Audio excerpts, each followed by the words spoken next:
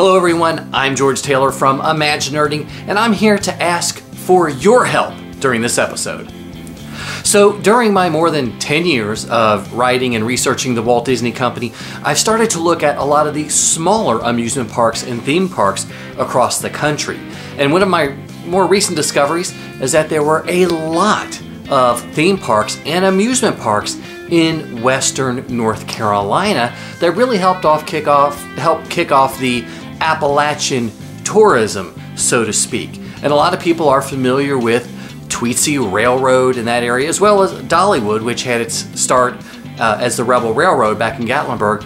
But I'd really love to ask for your help in gathering and getting information about some of the lesser known theme parks in Western North Carolina, most of which have been gone for more than 20 or 30 years.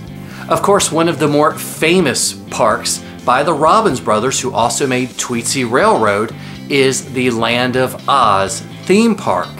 And I know there have been some tours opened recently about this park, but I'd still love it if you could help provide me with some information so we can get a more detailed history about this park.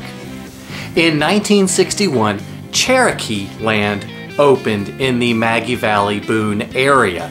And this land for a long time has always been Cherokee Reservation land, and it's been used for lots of different purposes. But CherokeeLand was supposed to be really big and based on the village idea that was propagated by Disneyland.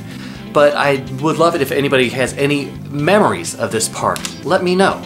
Another park that existed well into the 80s is Frontierland.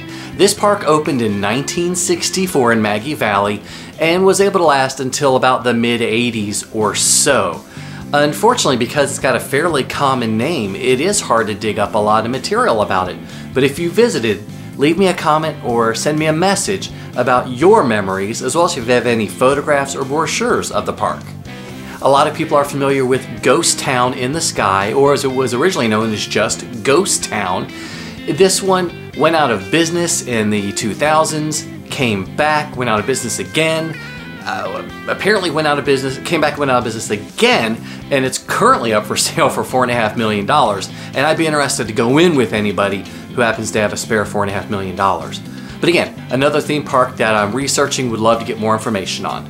I found an advertisement in a 1966 The State magazine, which is about North Carolina and tourism, for the North Carolina Western Scenic Railway, which was typical of most of the parks in that area, as they would have a railway, they would have a cowboy and Indian shootout, Indian villages, things of that nature, but there's not a lot of information about this park at all. So again, that's the Western North Carolina Scenic Railroad, which opened sometime, I believe, in 1964. Another railroad that I ran across in a 1964 ad is the Maggie Valley Railroad. Again, there's not much information about this at all. So if you've got any information, send it my way.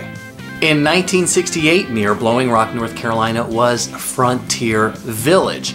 And I also ran across the Bear Creek Scenic Railroad. Again, two different parks, very close together, with just not a lot of information about either one of them. As I've mentioned plenty of times in this video, I would love your help in researching these Western North Carolina theme parks and amusement parks. There were a lot of them during their heyday in the 1960s, and sadly I think because a lot of the changes in the political climate, as well as probably the gas crisis of the 70s, a lot of these parks simply disappeared or faded away. Or in some cases they simply didn't have enough of a tourists population to keep them going. But I'm trying to get some definitive history on these parks so we can get them documented, and I would love any help that you can give me, whether it's through postcards, photographs, anecdotes. If you happen to have maps of the parks or brochures, I'd love to talk to you and see what kind of information we can gather. And I'll have information in the description and link area below so that you can get the information to me. Again, I'm George Taylor from Imaginerding, and I'm really looking forward to trying to complete the history of so many of these little known or very unknown parks in Western North Carolina. Make sure to visit my website, Imaginerding.com, or find me on Twitter I'm at Imaginerding on there as well.